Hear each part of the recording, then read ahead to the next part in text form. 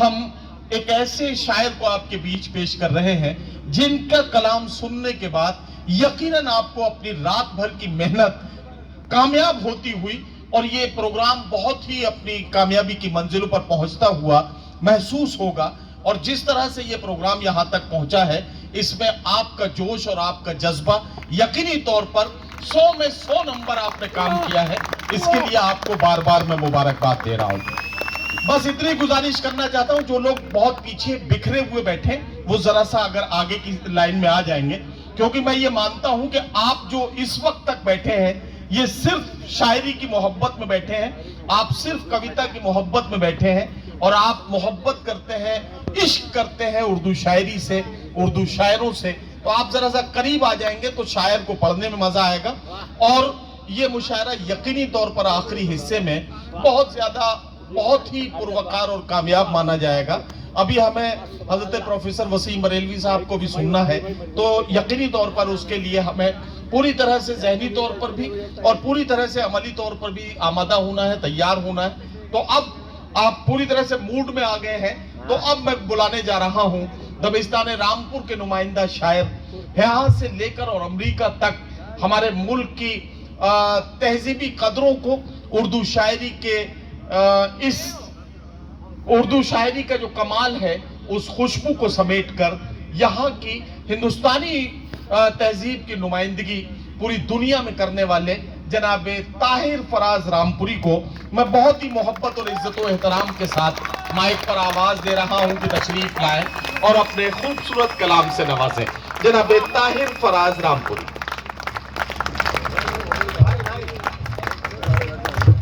आदाब, मैं जनाब सदर की इजाज़त से और आज के अगर ये कहा जाए कि दूल्हा कमल वर्मा साहब, नहीं यकीन मानिए अजीब सी बात है, कहीं और होती तो मैं कुछ कहता भी, मगर ये तो हकीकत है कि ऐसा लगता है कि इन्होंने महफिल सजाई इसलिए थी कि ये खुद की इतने ज़्यादा जो है वो कामयाब हो गए, लोगों के दिलों पे हुकूमत करने का सिलसिला शुरू करें। देखिए हम मेहमान हैं, लेकिन हम सब ने भी खुद को लुटा हुआ महसूस किया जब ये पढ़ रहे थे, ये है जिंदा जादू। इसीलिए फाइन आर्ट को ये कहा जाता है कि ये, मैं तो अक्सर ये कहता हूँ कि ये ब्रह्मा, महेश और विष्णु 3 चेहरे हैं, लेकिन जिस्म एक है। तो अगर यूं कहा जाए कि फाइन आर्ट में म्यूजिक, मुसव्वरी और शायरी, ये 3 चीज़ें आती हैं, लेकिन इनका जिस्म एक है। किसी भी एक मुख से कोई बात कही जाए, वो बात ईश्वर की ही बात मानी जाएगी, क्योंकि जिस शख्स को भी ये 3 में से कोई एक चीज़ मिल जाए वो आसान लगता है, लेकिन आसान होता नहीं है। और आसानी से मुश्किल बात कह दी जाए, मुश्किल काम कर दिया जाए, ऐसा मुश्किल काम कर दिया जाए इसको देख के लोग दंग रह जाए और दादु तहसीन देने के लिए मजबूर हो जाए। इसलिए आज वो नमूना भी हमने देख लिया कमल की शायरी में कि किस तरह सीधे सीधे मिसरों के साथ कैसे उन्होंने खूबसूरती से कमल खिलाया है यहाँ इस जगह पर, शायरी का, मोहब्बतों का। और आपकी ट्रेनिंग का तो जवाब नहीं। मुझे तो हैरत ये है कि किस वक्त मिल गया आपको शेड्यूल में टाइम कि आप शायरी की और कविता की ट्रेनिंग लेने लगे और बाकायदा ऐसे बन गए जैसे कि बहुत पुराने सुनने वाले। इनका एक एक लम्हा मैं जानता हूँ, ये जिस फोर्स में हैं तो कमल साहब नज़र रखते हैं या इनके जैसे दूसरे ऑफिसर जो इनकी ट्रेनिंग चलती है, एक एक लम्हे पे नज़र होती है इनकी कि किस वक्त क्या करना है। मैं ये हैरत में हूँ। भाई आपका नाम क्या है? मेरा नाम भूम है। हाँ, तो मैं ये हैरत में हूँ नदीम फर्रुख जी कि ये लोग कहाँ से ये इतने आवारा हो गए असल में शायरी की तरफ। लेकिन सच्ची बात यह है कि वसीम साहब का एक शेर है कि जहाँ रहेगा वहीं रोशनी लुटाएगा, किसी चिराग का अपना मकान नहीं होता।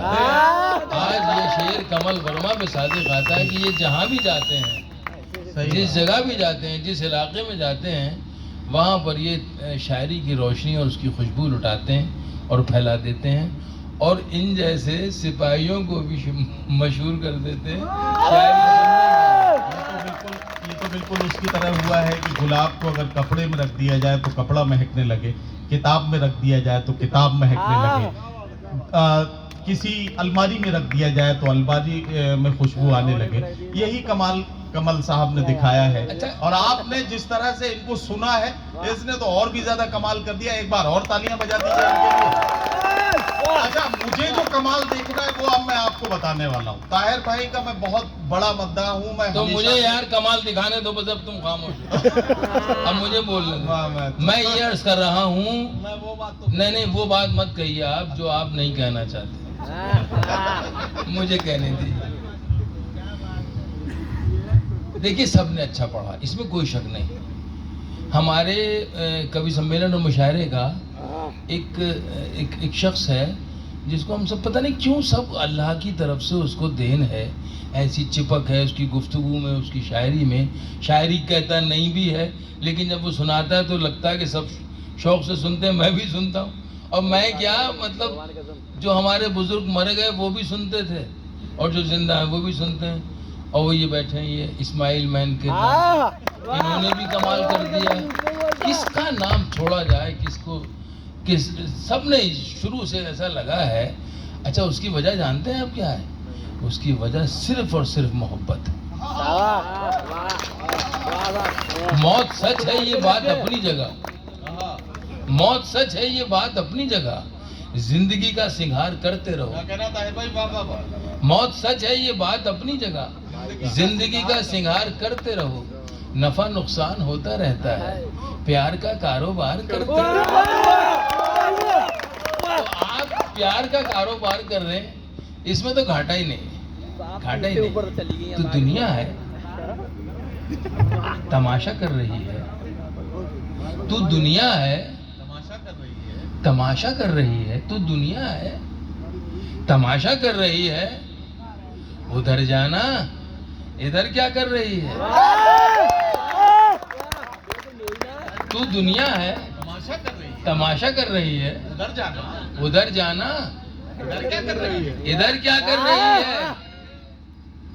ये लड़की नाम है जिसका मोहब्बत, ये लड़की नाम है जिसका मोहब्बत। ये अब दुनिया से पर्दा कर रही है। ये लड़की नाम है जिसका मोहब्बत, ये अब दुनिया से पर्दा कर रही है। ना खुदा बेचारे हैरानी में हैं, ना खुदा बेचारे हैरानी में है। कश्तियां पानी पे या पानी में हैं, ना खुदा बेचारे हैरानी में हैं। कश्तियां पानी पे या पानी में हैं। उसने गुलदस्ते से चेहरा ढक लिया, उसने गुलदस्ते से,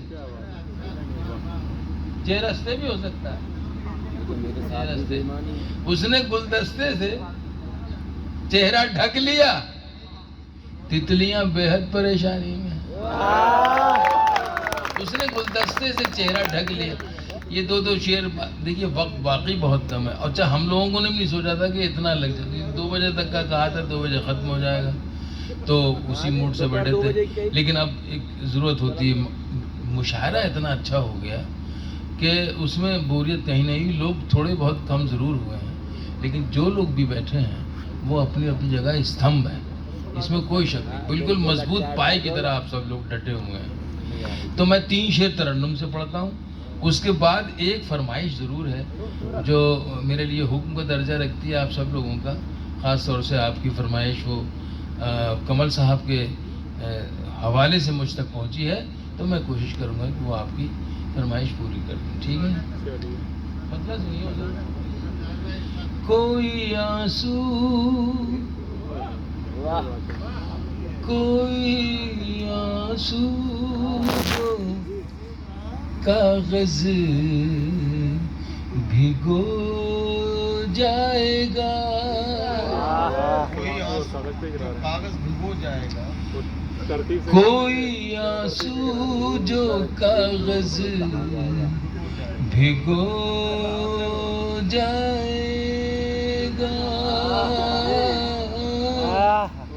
कोई आंसू जो कागज भिगो जाएगा,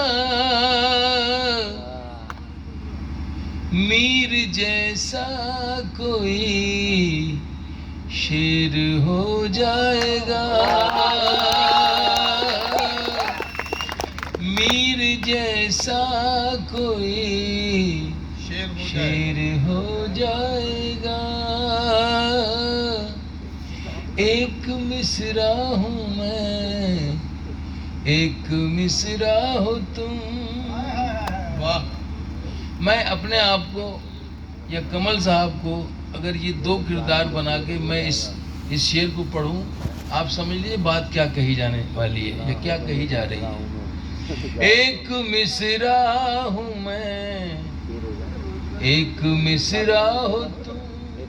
वाह! एक मिसरा हूँ मैं, एक मिसरा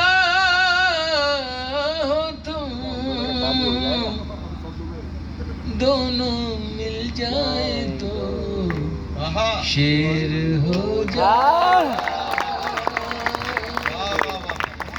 दोनों मिल जाए तो शेर हो जाएगा।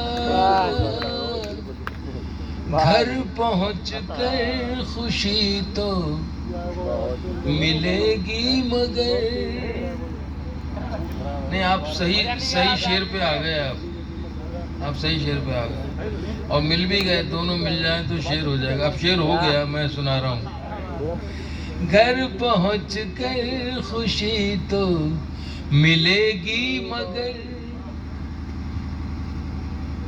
मैं दावा नहीं कर रहा हूँ लेकिन यकीन है, इतना तो यकीन खुद पे भी होना चाहिए ना कि शेर अच्छा होना चाहिए और अच्छा है। घर पहुँच कर खुशी तो मिलेगी मगर, घर पहुँच कर खुशी तो मिलेगी मगर, घर पहुँच कर सफर खत्म हो जाएगा, घर पहुँच कर सफर खत्म हो जाएगा। एक शेर मैं आपके साथ शेयर करना चाह रहा हूँ अपने जज्बात का। वो चूँकि है तो जाती सभी होता है, लेकिन कुछ ये ज़्यादा ही जाती है। अच्छा, इसलिए कर रहा हूँ कि ये गज़ल मेरी चल रही थी, मैं शेर कह रहा था और उन्हीं दिनों मेरी बेटी की रुखसती करीब आ रही थी, उसकी तारीख करीब आ रही थी। अब किस वक्त वो जज्बा इस गज़ल में शामिल हुआ या ये गज़ल उस जज्बे से जाके टकराई, पता नहीं चला, लेकिन एक शेर हो गया। अब हो गया तो अगर आप इजाज़त दें और सुनना चाहें तो मैं सुना सकता हूँ, इसलिए कि वो बिल्कुल हो सकता है कि वो एक बाप के जज्बात की अक्कासी करता हुआ शेर। और ये बेटी ऐसी चीज़ है कि बड़ी नेमत है अल्लाह की तरफ से दी हुई। तो मैं अपने जज्बात का इस शेर में, घर पहुँच कर खुशी तो मिलेगी मगर, घर पहुँच कर सफर खत्म हो जाएगा, वो तबस्सुम समझते हैं, हल्की सी मुस्कुराहट, खफीफ सी, वो तबस्सुम जो रुखसत करेगा तुझे, वो तबस्सुम जो रुखसत करेगा तुझे। हो सकता है आप गुजरे हो इस मरहले से, और जो नहीं गुजरे वो गुजर सकते हैं। वो तबस्सुम जो रुखसत करेगा तुझे, वो तबस्सुम जो रुखसत करेगा तुझे,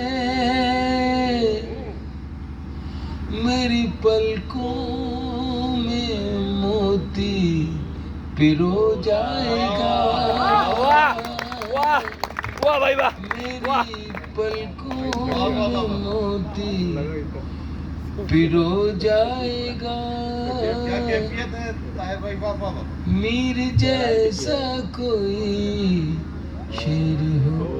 अच्छा बहुत हो गया, अब मुझे आखिर में वक्त भी कम है, वसीम साहब को पढ़ना है। तो एक आपकी फरमाइश है, आपकी पसंदीदा है, तो वो नज्म है, वो गीत है, मैं पेश करना चाहता हूँ। अब सच्ची बात ये सर्वेश कह रहे थे ना जैसे कि मैं साहब नर्वस हो रहा हूँ, तो अब मैं भी नर्वस हो रहा हूँ। वजह क्या है कि अंदर से जो है वो गर्मी बहुत लग रही है, आपको भी लग रही है। अंदर से गर्मी का एहसास हो रहा है और बाहर से आप लोगों की जो समातें हैं, किसी भी चीज़ की हद होती है, किसी भी चीज़ की हद होती है। अब वो लिमिटेशंस और वो हद आ गई है जहाँ पर आदमी थकता है, थकते हैं लोग, ये हकीकत है, ये कुदरती बात है। जिसमें भाई कोई मशीन तो है नहीं कि स्विच ऑन किया और चल पड़ा। तो अब आप जिस मरहले से गुजर रहे हैं वहाँ आप थकने लगे और मैं भी थकने लगा हूँ। लेकिन यार ये मुशायरा कंप्लीट नहीं होगा अगर वसीम साहब तक हम लोग अपनी एनर्जी बचा के न ले गए, मैं भी और आप भी। तो जरा सा खुद को समेटिए।